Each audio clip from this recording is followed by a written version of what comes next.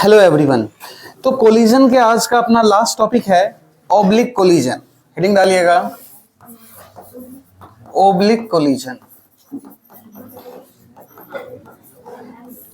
है ना। देख, ऑब्लिक कोलिजन क्या होता है?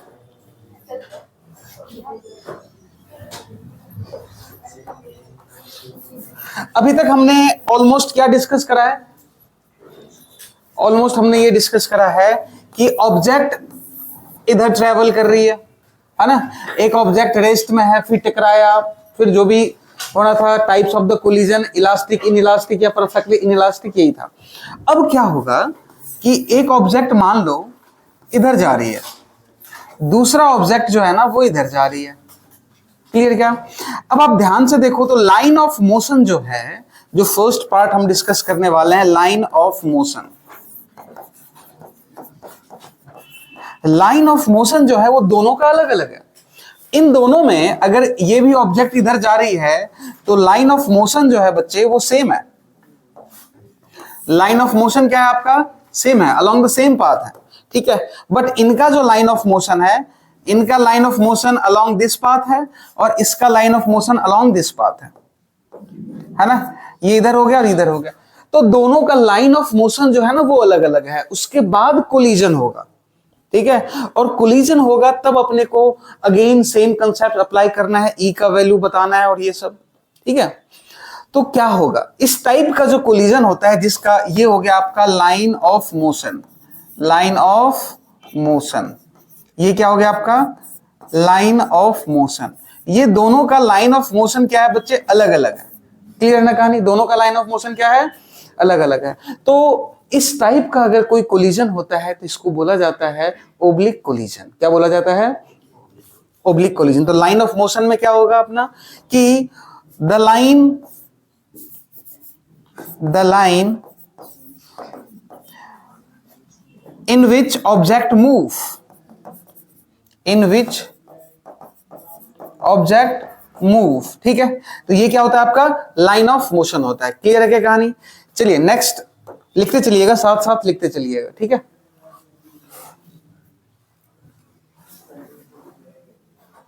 और हम लोग कैसे लाइन ऑफ मोशन को डिफाइन कर सकते हैं?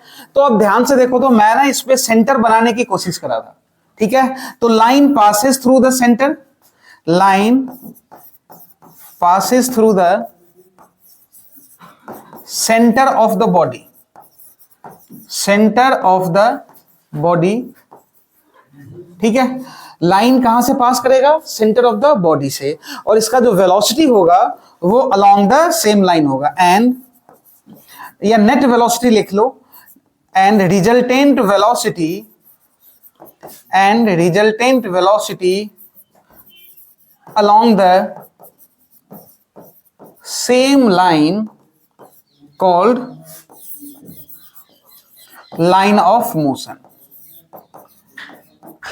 क्या कहलाएगा? लाइन ऑफ मोशन, ठीक है। एक नेक्स्ट टर्म आता है, ये कोलिजन क्या हो गया है? ये हो गया आपका ओब्लिक कोलिजन। नेक्स्ट आपका आता है line of impact, line of impact. अब समझना कि ये लाइन ऑफ इंपैक्ट क्या होता है। सपोज एक ऑब्जेक्ट है, इधर को जा रही है, ठीक है। दूसरा ऑब्जेक्ट सपोज इधर को आ रही है, डन ना। तो ध्यान से देखिएगा, इसका लाइन ऑफ मोशन तो ये हो गया, इसका लाइन ऑफ मोशन ये हो गया। ये क्या हो गया? Line of motion. ये क्या होगा? Line of motion. अब जब ये दोनों कोलिजन होएगा, जब ये दोनों ऑब्जेक्ट का कोलिजन होगा लाइक दिस, या हम थोड़ा सा और कुछ इस टाइप का यहां पे कोलिजन होगा। क्लियर क्या?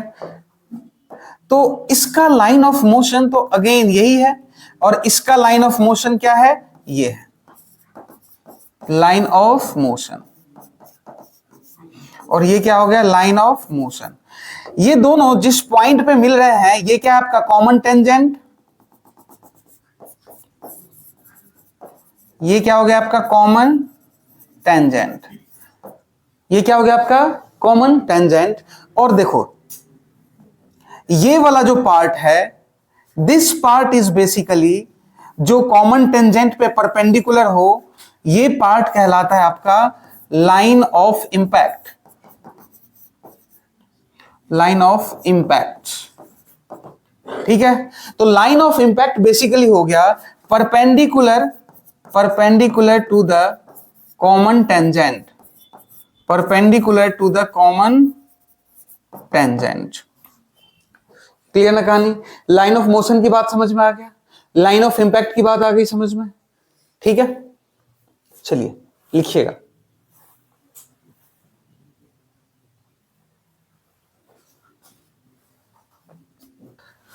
चलिए नेक्स्ट में सपोज करो कि एक वेज है और वेज क्या है, रेस्ट पे। एक ऑब्जेक्ट नीचे की तरफ फॉल हो रही है, ठीक है, तो ये ऑब्जेक्ट जो है ना वो कुछ यहां है। क्लियर क्या? तो लाइन ऑफ मोशन क्या होगा इसका, ये हो जाएगा आपका लाइन ऑफ मोशन, होगा नहीं होगा?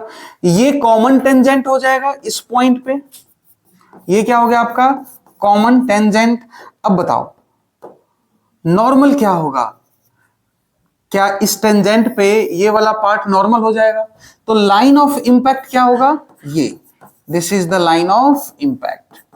तो जहां कहीं भी लाइन ऑफ इंपैक्ट बनाना है, बनाना क्यों जरूरी है, क्योंकि जो हमने पढ़ा था ना coefficient of restitution, it is equal to the velocity of separation upon velocity of approach. तो वहां पे दोनों ऑब्जेक्ट का लाइन ऑफ मोशन सेम था, यहां पे ऑब्जेक्ट का लाइन ऑफ मोशन अलग अलग है। तो हम जो लिखेंगे ना वेलोसिटी ऑफ सेपरेशन और velocity of approach, that should be written along the line of impact. कहां लिखा जाएगा, along the line of impact. Clear है कहानी, कहां लिखा जाएगा, along the line of impact. आगे बात समझ में? ठीक है, लिख लो।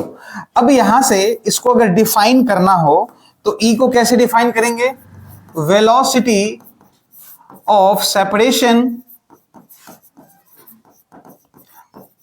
along the line of impact upon velocity of approach along the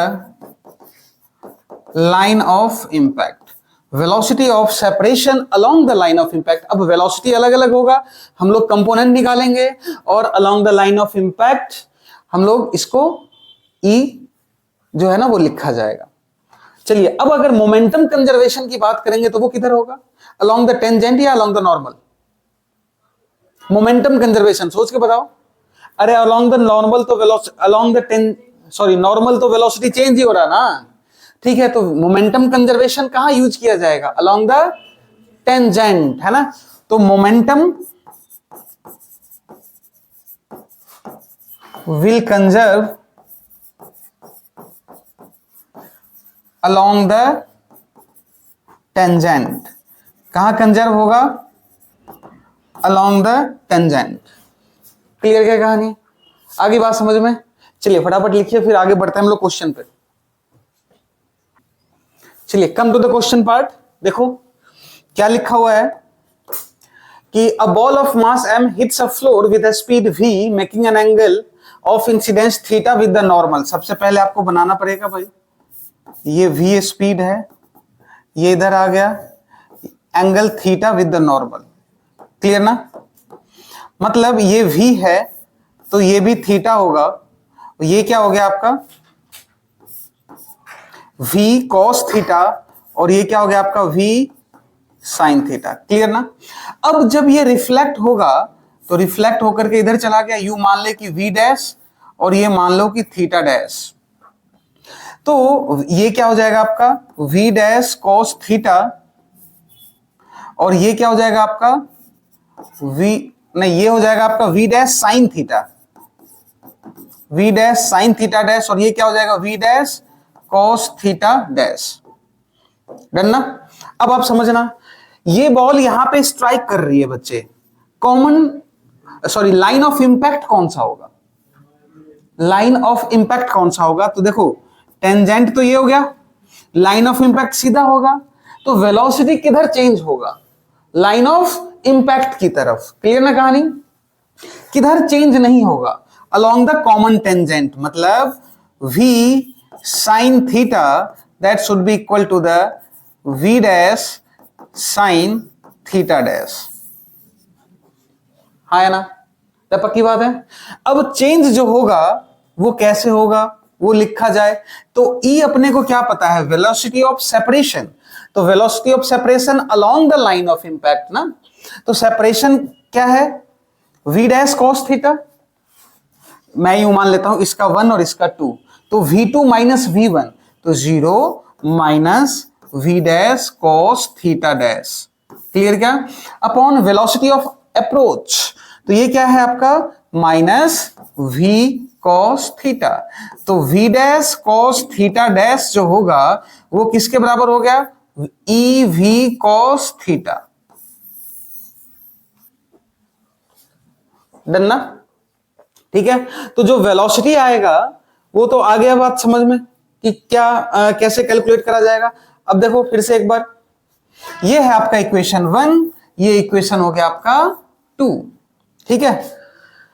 हाँ जी, अब अपने को निकालना क्या है, find the speed of the reflected ball. Speed of the reflected ball is what, v dash ना, तो यहां से हम क्या करें, साइन थीटा डैश, पहले ना एंगल निकाल लेते हैं, ठीक है, दोनों को डिवाइड कर दें, तो v dash 2 divided by 1, 2 divided by 1 क्या हो जाएगा आपका tan theta dash 2 divided by 1 divided by 2, 1 upon 2, v dash cancel out, ये हो गया tan theta dash is equal to v sine theta upon e v cos theta, तो v से v cancel out हो गया, तो tan theta dash is equal to tan theta upon e।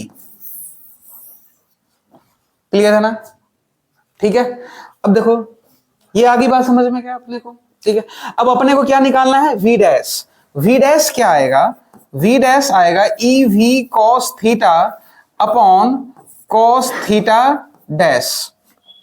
अब देखो साइन थीटा डैश का value अपने को पता है कि v sine theta upon v dash आएगा, ठीक है। या तो फिर देखो cos थीटा यहां से निकाल लो, क्लियर है, आगे का सिर्फ कैलकुलेशन है, मैं छोड़ रहा हूं आप खुद करोगे, या तो यहां से पुट कर लो, साइन थीटा का tan थीटा का वैल्यू दिया हुआ है तो परपेंडिकुलर अपॉन बेस हाइपोटेनस निकल जाएगा, cos थीटा डैश का वैल्यू पुट कर दोगे।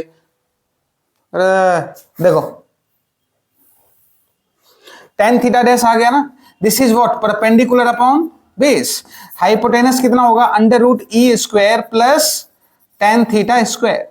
अब v डैश कितना आ गया, e v cos theta upon cos theta dash क्या आ जाएगा, बेस, बेस तो कितना आ गया e अपॉन हाइपोटेनस, तो हाइपोटेनस ऊपर में गया क्या आ गया under root e square plus tan square theta ना, ठीक है, plus tan square theta. Clear क्या कहानी, ठीक है। देखो इस क्वेश्चन में ना मेन बात क्या है, आपको ये देखना है लाइन ऑफ इंपैक्ट और coefficient of restitution will be considered along the line of impact, momentum should be conserve along the common tangent. Clear क्या। अब एक बहुत ही फेमस क्वेश्चन है प्रोजेक्टाइल का, क्या किया गया, एक बॉल को प्रोजेक्ट करा गया, मान लो u मीटर पर सेकेंड से, ठीक है, कुछ भी मान लेते हैं, थीटा मान लेते हैं ये एंगल, ठीक है। अब जब ये प्रोजेक्ट करा गया तो ये एक यहां आएगा और एक यहां आया, ठीक है। अब आपसे क्या पूछा जा रहा है, ये मान ले कि R1 है, ये मान लो कि रेंज R2 है, सिमिलरली टाइम पीरियड T1 आ जाएगा, टाइम पीरियड T2 आ जाएगा, बताओ रेशियो जो होगा वो क्या होगा, ठीक है। कैसे सॉल्व करा जाएगा, तो देखो find the R1 upon R2 और T1 अपॉन T2, डन ना, T1 अपॉन T2। अब इस क्वेश्चन में कोई खास बात नहीं है, पहला का तो R1 अपने को पता है, पहली बार प्रोजेक्ट कर रहे हैं ना, तो सर पहले का R1 जो होगा 2ux uy, नहीं R1 क्या होता है, हॉरिजॉन्टल डिस्टेंस क्या हो जाएगा, स्पीड इनटू टाइम, ये होगा, और टाइम कितना होता है 2 यू वाई और हॉरिजॉन्टल स्पीड ये, हाँ ठीक है जी, 2ux uy बाई जी, क्या R1 यही आएगा? R2 क्या आएगा? पूरा खेल ना R2 के ऊपर में है, तो R2 जो आएगा बच्चे, ये देख यहां से जो जाएगा, ठीक है, अगर कोफिशिएंट ऑफ रेस्टिट्यूशन E दिया हुआ है, अपने को नहीं पता कि कितने से जा रहा है, डन ना, लेकिन ये तय है कि ये यहां ये u आया, ये मान ले कि ux आएगा, और ये कितना हो गया uy। अब बता, इस पॉइंट पे कॉमन नॉर्मल तो यही होगा, कोई भी ऑब्जेक्ट यहां पे गिर रहा है, ठीक है, तो ये वाला पार्ट जो होगा वो कॉमन टेंजेंट है, ये वाला पार्ट नॉर्मल है। वेलोसिटी किसके अलोंग चेंज होगा? नॉर्मल के अलोंग। किसके अलोंग चेंज होगा? नॉर्मल के अलोंग। और हॉरिजॉन्टल के अलोंग कोई वेलोसिटी चेंज नहीं होगा, तो क्या ये ux ही रहेगा? ये uy के अलोंग क्या होगा? अलोंग द वर्टिकल क्या हो जाएगा? यही तो अपने को करना है ना। ये हमने करा था, कहां करा था? बाउंसिंग ऑफ द बॉल, याद हो तो करा था क्या? क्या हो जाएगा? मैं डायरेक्ट लिख दूं क्या? EUY। क्लियर क्या? ये हो जाएगा EUY। अब बता, रेंज क्या हो जाएगा? 2ux EUY बाई जी, तो ये क्या हो गया आपका? 1/e। क्लियर क्या? आगे बात समझ में? चलिए नेक्स्ट, टाइम ऑफ फ्लाइट का रेशियो कह रहा है बेटे, तो टाइम ऑफ फ्लाइट क्या होता है? 2uy by G. Next time of flight, इसी का तो चेंज होगा ना, तो 2euy बाई जी, तो रेशियो क्या हो जाएगा? 1/e। क्या हो जाएगा रेशियो? 1/e। आ गई क्या बात समझ में? क्लियर है क्या कहानी? चलिए फटाफट लिखिए, पॉज कीजिए और लिखिए। चलिए नेक्स्ट क्वेश्चन, ये वॉल है, यहां एक कोई आदमी है भाई, क्या करा इसने? बॉल को ना प्रोजेक्ट करा, कोलिजन हुआ, कोफिशिएंट ऑफ रेस्टिट्यूशन जो दिया हुआ है वो E दिया हुआ है। टकराने के बाद क्या हुआ कि ये वापस बॉल जो है ना अपने पोजीशन पे आ गई। टकराने के बाद क्या हो गया? वापस बॉल अपने पॉइंट या पोजीशन पे आ गई। क्लियर है कहानी? आपसे ये पूछा जा रहा है कि find the coefficient of restitution of the ball. Question समझ में आएगा? ठीक है। आफ्टर कोलिजन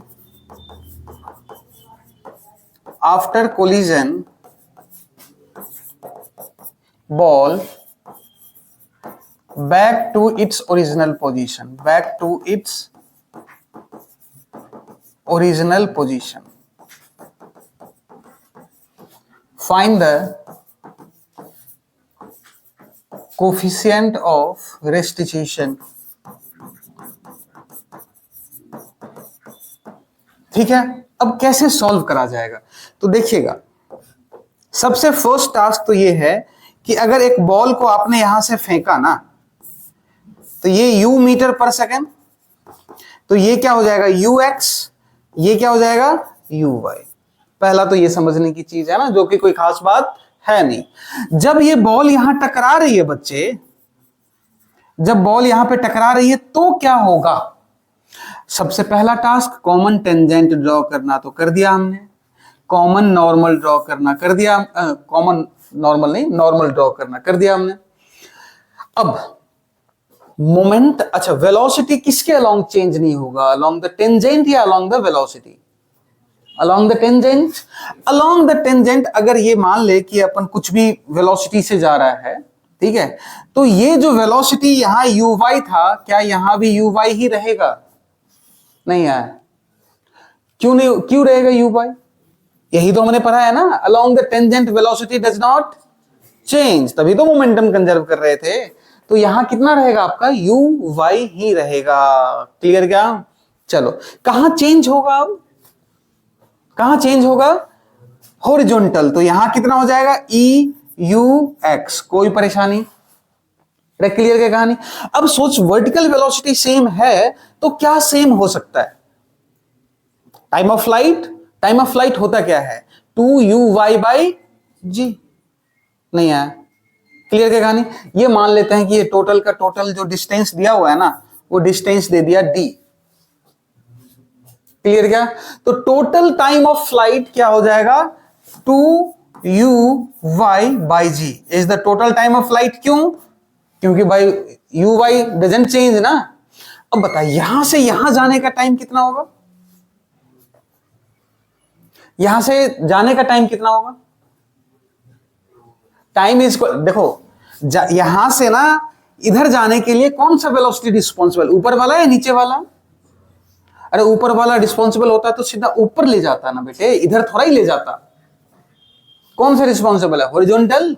तो टाइम जो होगा वो क्या हो जाएगा आपका? d/ux, हाँ है ना? ठीक है, प्लस आ तो वापस डी ही रहा है ना, और दूसरे में जब आ रहा है तो क्या हो जाएगा? EUX। आगे बात समझ में क्या हो गया भाई? अब सॉल्व करो। अगर एंगल दिया हुआ है, मान ले अल्फा के टर्म्स में दिया हुआ है, तो U cos अल्फा हो जाएगा। ठीक है, अगर ये थीटा दिया हुआ है क्वेश्चन में, एक बार चेक कर लेते हैं, दिया हुआ है, अगर अल्फा दिया हुआ है, सपोज कर लो अल्फा दिया हुआ है, तो हम लोग लिख सकते हैं यहां पे 2u sin alpha by g is equal to d upon u cos alpha plus d upon EU cos alpha. Clear क्या? अब फाइंड कर लो E का वैल्यू। आगे की कहानी तो सिंपल है। क्लियर है क्या? चलिए पॉज कीजिए, think again then write it. चलिए okay, come to the next question. अच्छा क्वेश्चन है, देखिए समझिएगा क्या कह रहा है कि ठीक है, बॉल 100 न्यूटन वगैरह दे दिया, मतलब mg का वैल्यू दे दिया 100 न्यूटन, सॉरी 10 न्यूटन है ना, तो 10 न्यूटन। ठीक है, रिलीज फ्रॉम रेस्ट E का वैल्यू दिया हुआ है और ये एंगल 45 डिग्री दिया हुआ है। कितने डिस्टेंस पे जाके स्ट्राइक करेगा, यही बात है ना। अब समझने वाली बात है, ध्यान से देखो, इस डायग्राम को थोड़ा सा और जूम करते हैं अपन। ये वेलोसिटी यहां स्ट्राइक कर रहा है, ये वेलोसिटी कितना होएगा, क्या वो फाइंड आउट करा जा सकता है? ये जो वेलोसिटी नीचे की तरफ आएगा, v is equal to √2gh, ये मैं v लिख देता हूं, ये मैं v लिख देता हूं, ठीक है, where v is equal to √2g 9.8 और ये कितना हो गया 1.5। डन। ठीक है, अब आ जाओ भाई इसके बाद की बात करते हैं। चलिए देखिएगा, तो ये वेलोसिटी जो भी है आ जाएगा। अब ध्यान से देखो, तो इस वेलोसिटी का लाइन ऑफ मोशन ना ये है, ठीक है, क्या टेंजेंट ये हो जाएगा? बोल हाँ है ना। क्या नॉर्मल ये हो जाएगा बेटे? बोलो क्लियर क्या? ये 45, ये 90, ये 45, अगर ये v है तो ये क्या हो जाएगा? v cos 45 degree. बोल यहां आया ना। ये क्या हो जाएगा? E v sin 45 degree. क्या ये इधर वाला यही पार्ट है? अरे अलोंग द नॉर्मल बात करेंगे ना हम लोग, इसमें तो कोई चेंज होगा ही नहीं। ठीक है, तो ये क्या हो गया आपका? E v sin 45 degree, sin 45 degree. Clear है क्या? अब समझना एक और बात, ये हॉरिजॉन्टल लाइन, ये अगर मैं यहां पे ड्रॉ करूं, ये 45, तो क्या ये भी 45 डिग्री ही होगा? अब हॉरिजॉन्टल वेलोसिटी कितना हो गया? v cos 45 डिग्री, तो v बाई √2। अरे इसका हॉरिजॉन्टल कंपोनेंट ये क्या हो गया? v बाई √2, और ये अगेन 45 डिग्री, तो v बाई √2 cos 45 डिग्री, कहने का मतलब v बाई 2। डन ना। अब इसका देखना, ये 45, ये नॉर्मल, तो ये भी 45, ये वाला पार्ट कितना होगा? तो EV sin 45, तो 1 बाई √2, EV 1 बाई √2, ये कितना हो जाएगा? EV by √2 into cos 45 degree, तो ये हो गया EV by 2। Total horizontal velocity कितना हो गया? V by 2 plus EV by 2। हाँ है ना। वर्टिकल वेलोसिटी कितना हो गया? ध्यान से देखो, वर्टिकल वेलोसिटी, तो क्या वर्टिकल वेलोसिटी, अगर ये EV है, इसकी बात करें, तो ये कितना हो जाएगा? EV by √2 sine 45 degree. Clear क्या? और ये V है, ये V cos, तो ये कितना हो जाएगा? V साइन 45 डिग्री, तो ये भी हो जाएगा V by √2 sine of 45 degree. तो वर्टिकल कितना हो गया? एक तो ये EV by 2 minus V by 2, तो वर्टिकल वेलोसिटी हो गया EV by 2 minus of V by 2। अगर तुमने ये वेलोसिटी निकाल लिया उसके बाद तो जमा आसान पार्ट है, उसके बाद बचता क्या है देख, फाइंड द डिस्टेंस। अरे डिस्टेंस निकालने के लिए क्या तुम्हें टाइम निकालना पड़ेगा?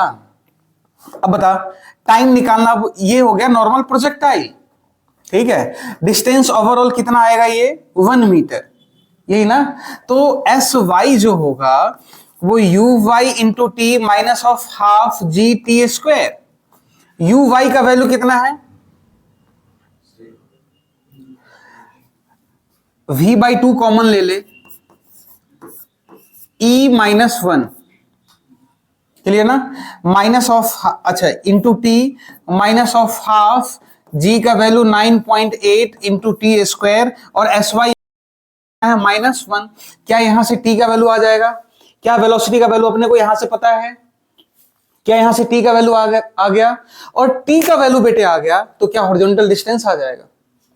अब हॉरिजॉन्टल डिस्टेंस कितना है? तो s जो है वो हॉरिजॉन्टल स्पीड इंटू टाइम। तो बच्चे हॉरिजॉन्टल स्पीड है कितना? है कितना? देखो इधर v बाई 2 कॉमन ले लो, तो 1 प्लस e इंटू टाइम। क्या समस्या है? क्लियर क्या कहानी? ठीक है। मेन टास्क क्या था? देखो इसको ब्रेक करना था मेन टास्क, उसके बाद तो तुम पहले से पढ़ते आ रहे हो। डन ना? हाँ या ना? क्लियर क्या कहानी ये चीज? ठीक है, ये बात आ गई समझ में? क्या ठीक है। अब क्या कर रहा है? स्पीड कितना हुआ? कितने स्पीड से आकर के ये टकराएगा? तो निकाल दो यार, यहाँ पे क्या दिक्कत है? हॉरिजॉन्टल स्पीड जो रहेगा वो तो चेंज होगा नहीं, वर्टिकल जो होगा वो चेंज होगा।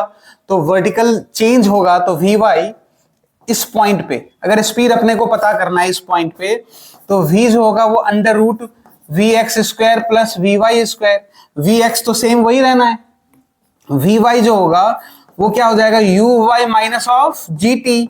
यू वाई का वैल्यू अपने को तो पता है ना, यू वाई का वैल्यू ये, जी टाइम का वैल्यू हम यहां से निकालेंगे। तो क्वेश्चन में ओवरऑल कैलकुलेशन है और इसके अलावा कुछ भी नहीं बचता है। चलिए पॉज कीजिएगा और लिखिएगा एक मिनट, ठीक है जी। तो ये था कुछ क्वेश्चंस आपका ऑब्लिक कोलिजन का। अब आपका काम है कि सॉल्व कीजिए मॉड्यूल और पीवाईक्यू सॉल्व कीजिएगा। कोलिजन पार्ट मेरे तरफ से एंड होता है जी। Thank you.